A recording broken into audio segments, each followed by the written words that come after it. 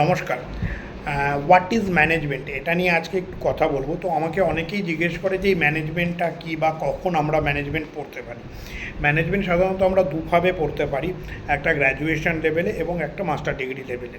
এবার গ্র্যাজুয়েশন লেভেলে আমাদের পড়তে গেলে তার জন্য ন্যূনতম যোগ্যতা রয়েছে হচ্ছে 10+2, এবং গ্র্যাজুয়েশন মানে মাস্টার ডিগ্রি লেভেলে পড়তে গেলে পরে সেটার যোগ্যতা রয়েছে গ্র্যাজুয়েশন করার পরে। গ্র্যাজুয়েশন উইথ এনি স্ট্রিমে কেউ ম্যানেজমেন্ট করতে পারে।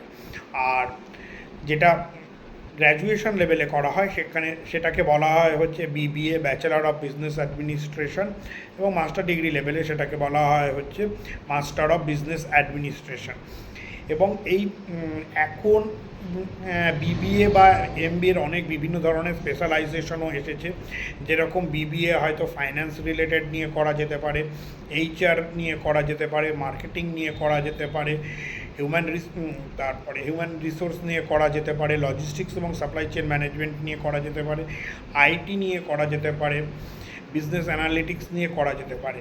গ্র্যাজুয়েশন লেভেল বা বিবিএতে এটা অতটা ভাগ না হলে পরেও মাস্টার ডিগ্রি লেভেলে এটার নিয়ে কিন্তু অনেক বেশি পরিমাণে ফিউচার রয়েছে এবং অনেক বেশি পরিমাণে তার ভ্যারাইটি রয়েছে। সেই ক্ষেত্রে সেটা নিয়ে পড়াশোনা করার সুবিধা রয়েছে।